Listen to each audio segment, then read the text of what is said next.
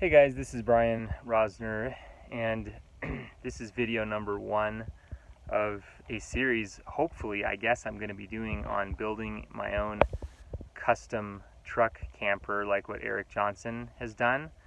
I have so much to say about this topic, and I have so many thoughts going. Winter is coming, and I want to have this thing done in about 2 months.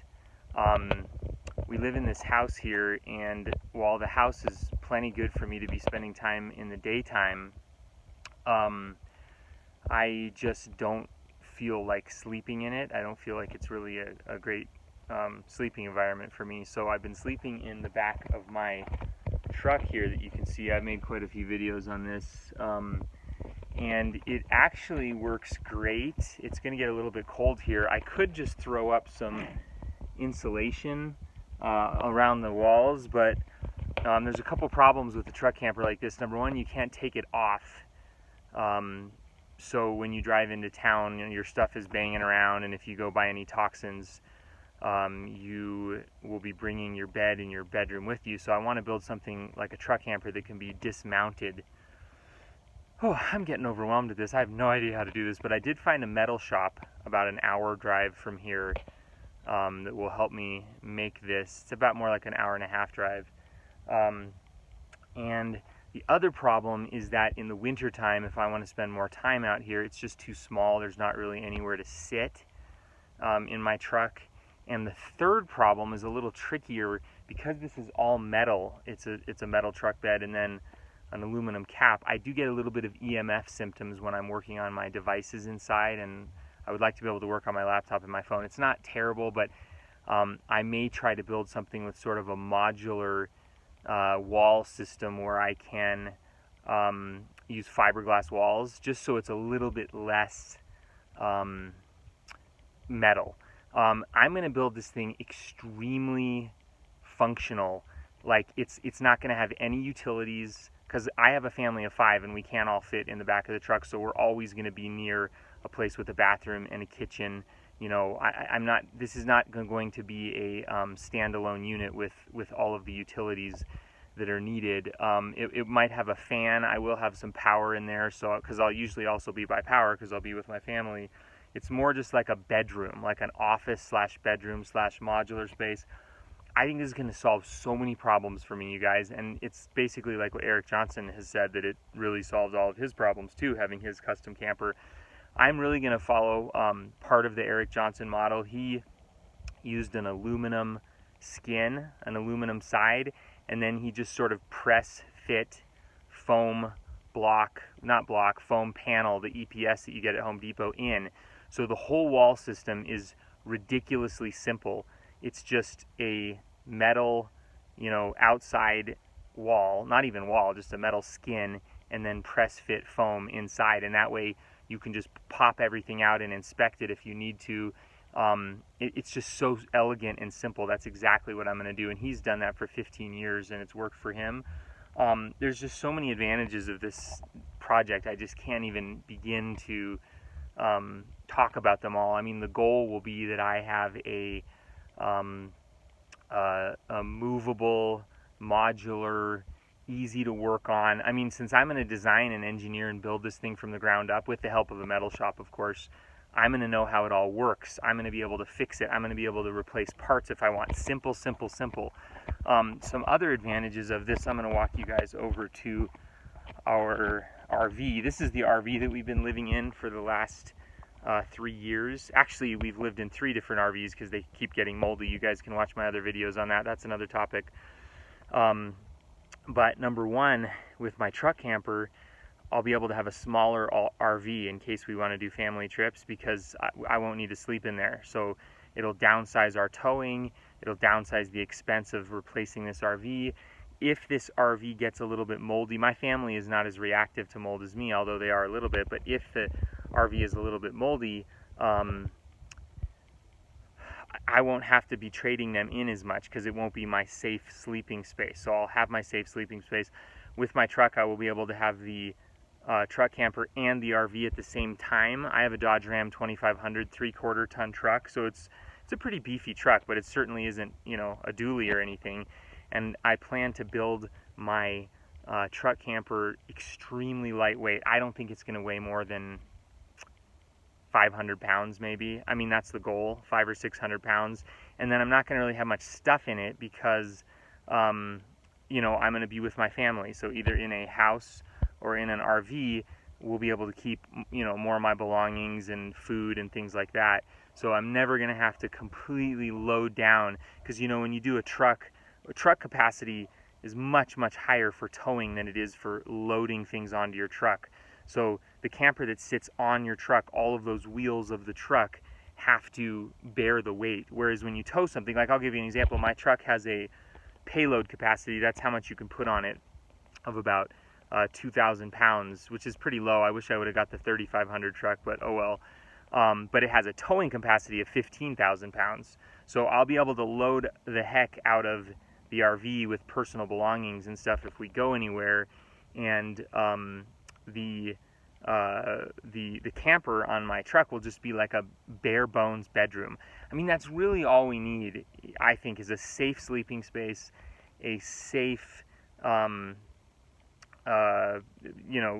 office to work in. And, so some people have said, well, why don't you use a tent? Because that's basically what I'm trying to build, is a tent in the back of my truck with a metal frame. Well, it's just security and convenience. I can put insulation in a truck camper. I can move it. It's not going to get blown over by the wind. Well, hopefully it won't. I guess it could if it's lightweight enough. I'll have to figure out how to tie it down when it's detached from my truck. But there are, some advantages of having it be a structure. A tent you have to collapse, and so when you move, you have to put all your gear somewhere. A tent is on the ground and it rains. Another thing that I really like about the truck camper concept is that it's inconspicuous. People are used to seeing truck campers on trucks, so if we end up at a hotel that's kind of moldy and I want to sleep out in my truck camper, I don't think I'm going to really people aren't really going to bother me, as long as I'm being respectful. On the other hand, if you have a tent, you can't really pitch a tent in a parking lot of a hotel. So tents are more conspicuous. They're harder to set up. You have to move your gear in and out every time you set them up. They're down there with the animals and the bugs.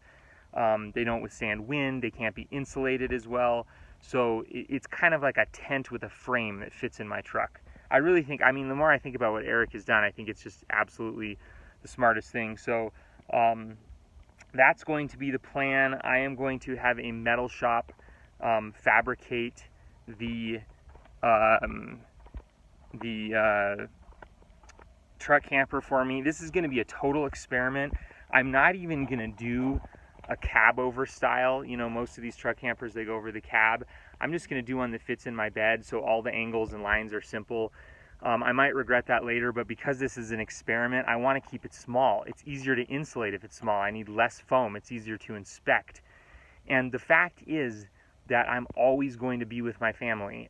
So I just don't see this needing to be like a standalone expedition type camper where you're going to be, off the woods, off grid for a month and you need water and if you're going to do that where you need all the utilities, it's a whole different project. That Erik did that, and he's, smarter and more resourceful than me, because I just don't have the motivation to tackle something like that right now. So, and also Erik doesn't have a wife and kids. So for me, it's more of a natural situation for me to be close to utilities and things, because I have to help my wife take care of our kids, and I'm a dad. So anyway, I'm trying to think of what other final thoughts. So I'm going to make this as simple as I can. I think I'm going to put the bed on the side of the camper. You kind of get this shelf that goes over the wheel wells and over the sides, and I'm going to put the bed on the side, and then the bed will probably double as a desk for me. I can just fold up my bed or tilt it up and use the platform to put my laptop on. You guys, I'm not really asking for much. I'm asking for a safe place to sleep, a place to work on my laptop, because when I'm on my laptop and I'm doing my work, I'm not really with my family anyway, so I'm not really missing out on family time. So I might as well be in the cleanest environment possible. And I'm also just really interested in doing this as an experiment.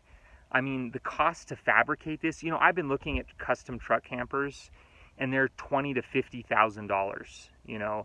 That's because they have, and I'm not saying they're not worth it. Some of these companies are really cool, but they have fancy air conditioners and bathrooms and heated tanks, and I don't need any of that stuff. So I'm looking at a budget of maybe around, well, I'm probably going to go over budget, but I think I can do this realistically for under $5,000, even with the help of a shop. And even if it's twice that, $10,000, it's still cheaper than anything else you can get at all on the market. And if it allows me to get a smaller primary RV for my family and maybe even trade in that primary RV less often, it's just a total no-brainer in my opinion. I kind of am lucky that I bought this truck when we were first starting our mold avoidance journey. I wasn't sure if I wanted a van or whatever, but I really want the ability to leave the camper in a safe location and then be able to drive my truck around town. That's a huge problem I have with converted vans or people sleeping in their car. I mean, if that works for you, great, but for me, I just haven't wanted to go as many places when my sleeping place is in the back of the truck. There was one time when I was sleeping in the back of the truck and I drove through a really bad area and my sleeping bag and everything was contaminated. Now the great thing about metal is you can just hose it down, but I still had to it was just a big pain. So I want a little bedroom, a movable bedroom. And I was going to buy a shed, spend like $2,500 on a shed, but our lives are still kind of transient right now. We don't know where we're going to end up for good, and I want to be able to go on trips. It's like Erik calls it a MECU, a Mobile Environmental Containment Unit, I believe. Don't quote me on that acronym. I want to be mobile. I want to have a mobile, safe, lightweight bedroom/office. And it's just time, you guys. I've just been beating around the bush for too long. It's time to get this done. So I will keep you guys updated. I'm hoping to do a series of videos, maybe even publish some plans for what I do. And we'll see. It's going to be a grand experiment. We'll see how it goes. Thanks, guys.